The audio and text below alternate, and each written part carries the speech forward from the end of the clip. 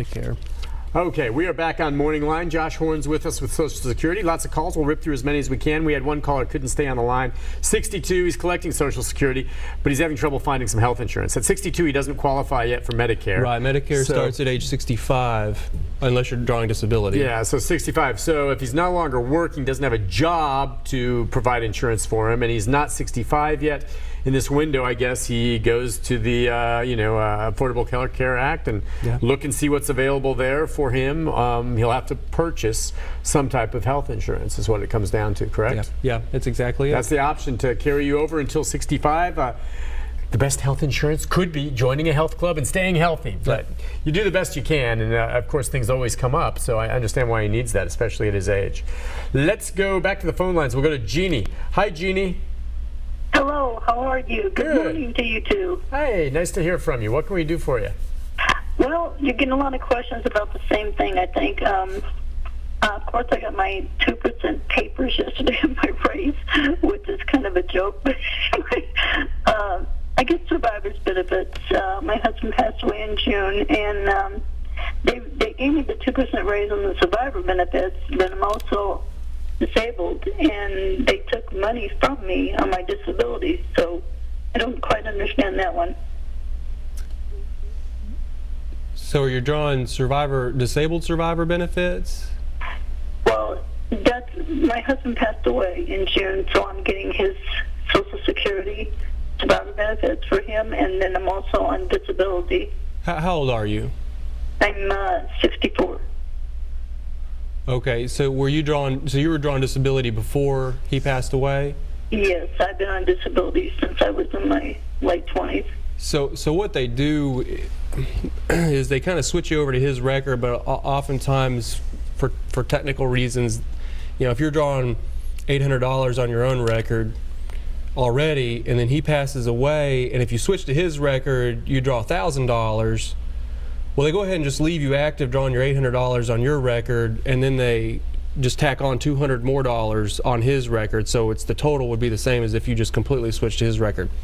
It's really transparent to you, but when you talk about survivor and disability, you're really just drawing survivor disability benefits, survivor benefits, and the 2% then should be applied to whatever the total amount is. So if you feel like it's not being applied to the total benefit, then you really need to give us a call, because that should be an automated, seamless, easy transition, unless, kind of like we've talked about, it has something to do with Medicare and maybe some of the adjustments that were made in the past and trying to catch up with itself. And the only way for us to be sure that that's what the situation is actually to look at your record. Right. Well, it does say, on mine, on the disability one, it gives the total amount, and then it has the Medicare deducted, what you pay for the Medicare, that's deducted off of it, and then they cut it like $15, so actually didn't get much of a raise at all. Unfortunately, a lot of times we talk about cost of living, and some folks get real excited about it, but oftentimes the Medicare is just as much or more as the cost of living adjustment, and the decisions are independent of each other, unfortunately, and so unfortunately a lot of Americans are in the exact same position. That's okay. I didn't get anything. We didn't get anything for a long time, so I'm happy with it. I just was curious about this. But I'm so happy to talk to you, Mr. Nick. Oh, my goodness. I just love you. Well, that's great. And she's got a good attitude about things, doesn't she? That's awesome. Listen, thank you for calling. You call again, all right? Okay. It's nice thank talking you so to you. much. Have a good day. You too. It's a pleasure. She did nice. I can tell that was one of those maybe first-time callers. Didn't she? She did great. Yep. She did great. Absolutely. Don't be afraid to call in. And actually, no one is. Look at that. Phone lines are loaded. It was nice to hear from her. Let's go next. I think we have Peggy. Are you there, Peggy? I'm here. Hey, Peggy, go ahead. Early retirement, end of September. I drew my first Social Security check in November, which I'm assuming is for October. Will I always be a month behind? Yes. You figured it out. Yeah. Yeah. Your October check comes in November, and depending on when your birthday falls in the month, it'll either be the second, third, or fourth Wednesday of the month. If you were born in the first 10 days, it'll be the second Wednesday, and the second 10 days of the month, and it's the third Wednesday, etc. So. Okay. Did that help you? Well, I was just wondering if they would send another check to make up for November to get it on time, but what you're telling me is it'll always be behind. It always is behind. It's always behind. Yeah, and that's a good question, but you've talked about that before. It's always just one behind. Yeah, and the other thing too is that you have to be 62 for the entire month. So if she turns 62 in September, then she's not 62 for the entire month until October, and then you don't get October's check until November. Yeah. So I really like spreading this word out, because a lot of times we have folks come in to interview and take the application for retirement, and we're hitting them with this cold, and they're like, wait a minute, I'm 2 months behind. Yeah. And you know, I don't necessarily like it any more than y'all, but that's just the way the rules are set up. So. Gotcha. All right. Well, hope that helps. Let's go next to, I think we have Tina. Hi, Tina. Hi, how are you? Good. Nice to hear from you. You too. I have a question where I've already went to court with my disability, and it's been in appeals for a year.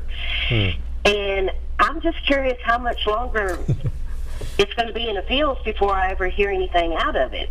Fair enough. Let's talk about timetables for her. She's a year in, which is a long time now, and we've talked about when you get through the process of appeals, it can take typically, just so she knows, she's kind of in the window of what people go through, unfortunately. Right. Yeah, when you walk in and you apply for a brand new disability decision, it can take 3 or 4 months to get that first initial decision. The reason why it takes that long, they're usually gathering your medical evidence, determining if they have enough to make a decision. A lot of times they don't have enough, or they don't feel like they have enough, so they may send you to a consultative examination, which is at the mercy of whatever consultative doctor that they're using. So if that may be 2 or 3 or 4 weeks out till they can get you in for a consultative examination, get those results back. They may need to gather some additional evidence, and then they can finally make a decision that has to be double checked by an on-site a doctor that's actually at the disability office.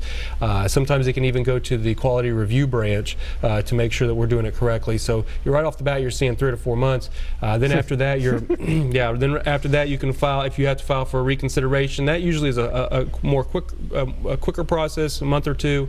But then once you go to the hearings level, it's subject to the judge's schedule and how many cases he's working on. And typically, right now, that's about a year or so until he can get you scheduled for the hearing and then make a decision based on that. So. Reminder though, if she finally does get it, first of all, don't give up. You don't have to start over. You just keep pushing. If you get it, you get the back pay, right? From when you are protected the first time, as long as you stay on your appeals and you don't let it lapse, because you've got after every point of decision, you have 60 days to file the appeal. If you do that within that 60 days, we're going to protect you all the way back from when you first talked to us. We've had that's the most common call that I think we've gotten over the years, is just how long does it take, and people surprised, because the big trick here, and there's nothing you can do about it, Josh, is just what do they do for that year while they're waiting? Right. Because clearly they feel they're disabled, they're not working, they need this income. They get that lump sum if they get it eventually, but that didn't help them right now. She's in the middle of a year of probably just struggling to get by. And that's just the system, folks. It's tough. Well, and also my plea is for, if you are in good condition or you are in a position to talk to your kids or your grandkids, whether it's retirement or disability, they need to be saving some money. They need to be putting something aside in case something happens that's unexpected, or whenever the retirement comes. Social Security retirement is not meant to be your only source of income, and to be honest, even the disability is not designed to replace all of your income. So whether they take out short-term disability or put money in the savings account, plan ahead a little bit, because you're right, Social Security is a long-term, more permanent disability program, and it takes a while to get that decision. It's true. You need an emergency fund, and you need to plan. Unfortunately, I know there are people in life that have lived paycheck to paycheck and have hit hard times, and they can't. And unfortunately, Social Security, if that's all you're living on, those of you who are doing that know just how tight it is. If you just weren't able to save. Now, there are others that have to have that boat, that have to have this. And if you're one of those people that could have saved and didn't, and you had the money, well, you built your own house, live in it now. I have no sympathy for you. But for the other folks who truly just lived paycheck to paycheck because that was the way, that was the job they had, or they had a hardship, that really bothers me. I feel bad for them, But if you can, put something away and recognize Social Security is not meant to live on. You're doing that, and it's tight. Let's go next to Charlie. Hi, Charlie. Are you there, Charlie? think he was on 5. We'll come back. Go to David on 6. Hi, David. Hello. Hey, how can we help you, David? I started in Social Security back in 2005. Okay. I just quit at 62. And I was told at the Social Security office here in Madison that once I reached 65, I would receive a full 100%. And that has yet happened. I'm 74 and I still haven't received 100%. What goes with that? I mean, is that y'all just shooting the wind, or what's going on with that? So if you take your retirement early at age 62, 63, earlier than your retirement age, which for most of the folks retiring right now is age 66. So if you take it early, that is a permanent reduction. And so if you take a 25% reduction, 20% reduction, whatever it is, because you filed early, that's it. That's permanent. That's going to last the rest of your life, which is why a lot of people are trying to decide, do I need to take it now or do I need to wait till later? If you wait till later, you get more money permanently, over however long you expect to live. Now, the 100% part of it, or full benefits or whatever, it was probably along the lines of once you turn for retirement age, you can work as much as you want to. That's typically the language we use when we're talking about work activity. But no, unfortunately, if you took it early, that's a permanent reduction. Does that make sense? In other words, when I left work at age 62, yeah, I do not get anything more. In other words, the 100% is just, y'all just not saying anything about that. I just stay at 80% and don't get no more the rest of my life. The only way that you can get, if you drew early, because you talked about leaving work, it doesn't matter when you left work, it matters when you started drawing benefits. So if you started drawing benefits early, that's a permanent reduction. The only way it'd go up is either cost of living, or if you went back to work and earned some more and paid in more into the system, and then it would go up a little bit. His full retirement age would have been 66. 66. So yeah, if you took, it's pretty clear. Maybe they didn't explain it to you, clearly, David, but if you took your retirement at 62, which was your right, that's called taking it early. And that's what's interesting. You go on to my Social Security page and you punch in and you see, okay, if I take it early, this is how much I get a month, and that's going to be for the rest of your life. Or if I take it, when it's full retirement, and it's a substantial difference sometimes. But some people have to take it early, and I understand that. If you take it early, I'm sure they explained it to you. You're locked and loaded. That's it for the rest of it. You took it early. That's your payment. You don't get it more later. That's why you took it early. It hit you a bit on what your total is going to be. That's just the way it is.